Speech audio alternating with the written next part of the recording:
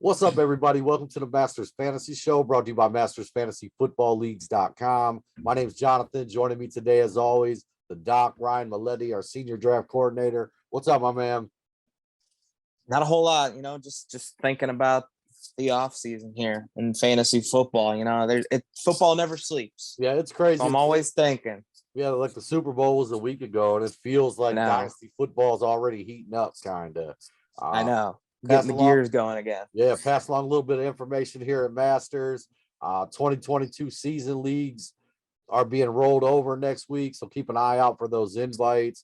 Kind of crazy, man. I think we're nearly 30% renewed already for next season. 700 dynasty leagues. And man, I think last year we hit 90%. No, we normally run about 90% of our teams renew. Last year we had 92% of our teams renew. With 8,000 franchises, which leaves me, a ton of franchises renew every year, though we do have some that don't renew. Just want to pass that along. If you're looking to jump in a new Dynasty League, take a look at the description below. I got a link to the Dynasty Orphanage and our homepage. A really good way to hop in, maybe get your feet wet with Masters if you're a new customer, as the previous owners paid your deposit. So you get in at half price. 700 leagues, man. We've never folded a single one. So definitely check that out. Not what we're here to talk about today, though. Just got to pay the bills real quick. Dynasty football, trading's already heated up too. Keep an eye out. Dynasty Trade Spotlight. I got another one coming out. We're going to do a little Super Bowl edition. I just took some guys from the Super Bowl, figured let's talk about them. Kind of a hot topic right now. And I just like talking about Jamar Chase too, man. So that'll be fun. Well, yeah, that is right. Fun. Yeah. All right. Well, we're going to be taking a look at the running back position today. 2022 season. What running back do you got your eye on, Doc? So the guy that I got my eye on is a rookie from last year. His name, Michael Carter.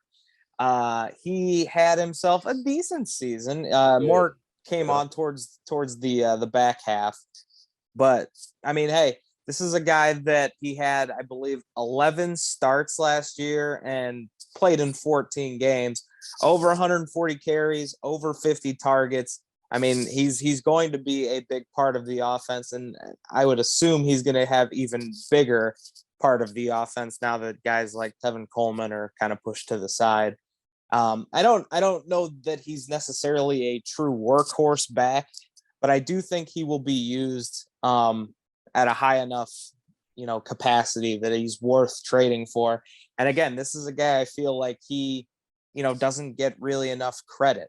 There were a lot of good players in last year's draft. I do think he's one of them, but the guys like Najee and Javonte Williams, his old running mate at UNC, have kind of taken the shine off of him. And he had a really good season, but I have a feeling that, things are only going to get better as the offensive line gets better in New York, as Zach Wilson gets more comfortable. I think that's going to continue to get things going for Michael Carter. And realistically, this is another guy that I think is cheap. I mean, basically for a guy that, very well could climb high into the top 20-15 range, with one season. If he plays 16 games and gets that kind of workload, I mean, I think it's realistic to assume that, he gets even a little more work this season. Injuries obviously derailed a lot last year, but I think overall, I love the player. I do think he's going to be used in good ways, and he'll be used a lot. And realistically, yeah, I don't think he's even really grouped very highly with some of these other rookie running backs. And I think he's a guy that, I think a year from now, we're going to say, geez, we should have had Michael Carter a little higher up on some of these rankings, because I think he's just waiting for that moment. People just kind of write him off because he's a Jet. Yeah, I think that's a big part of it too, just the fact that he's a Jet. But man, Right. sitting here listening to you talk about it, I'm thinking of the grouping too, man. I think that, that's 100% spot on. If you take a look at it, man, you're going to see Javonte, ETN, some of them guys from last year. He's going to be probably 3-4 groups down. I mean, he really didn't look that bad. And another thing I wanted to bring up too, I've been looking at a lot of mock drafts. I think I said that in another show, man. Just keep looking at them. A lot of people, man, looking at New York to maybe take an offensive weapon in the first round. And I was reading an article. I seen one where they had took Burks. I think another one was the kid out of USC, Drake London. Yeah. Is that his name? Yep. Yeah, take it with London. Then and then I was reading the article, and it was putting Elijah Moore out there, Corey Davis when he's healthy. I'm just saying you could see some potential for that offense to finally turn things around. Definitely. So I think it's a great take. And then honestly, just wanted to ask you, taking a look, because I'm always looking at these 2022 first round picks, second round picks, the running back class that's coming out this year. I mean, if you just hypothetically, if you were sitting in the back half of the first draft, would you consider? And I think that's a lot, but I'm saying compared to the running backs coming out this year, how do you kind of stack them up with Michael Carter? Yeah, I mean, I would say, just kind of comparing those guys, I think the guys that you're going to want in the back half of the first will be gone. Yeah. And at that point, do you take a flyer on one of the guys that doesn't maybe have the best situation, or do you?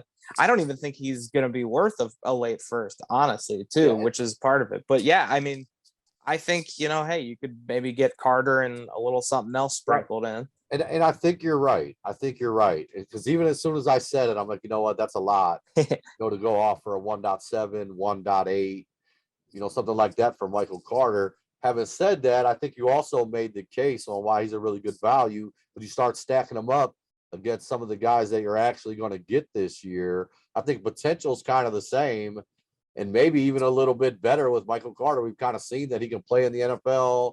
He looks good. That Jets offense is trending. I think Zach Wilson, I mean, he was a guy, last year I seen in Dynasty League. I mean, guys were just dropping him after a couple weeks. Yeah.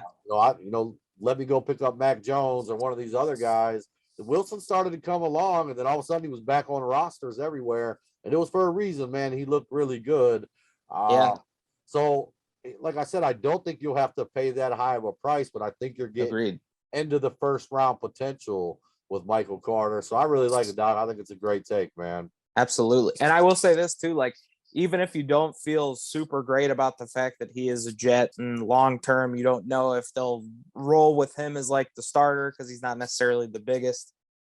I will say this, at the very least, he will be a year from now a guy that's 20, well, I don't know how old he is, 23, 24. He'll be going into his third season, and I do have a feeling he's going to finish probably top 15 next year if he can stay healthy. So at the very least, if you don't want to keep him long term, you'll be able to flip him for quite a bit more a year from now than you would pay for him right now, is how I see it. So whether you want to keep him, whether you want to flip him, I think now's a great time to go get Michael Carter for any reason.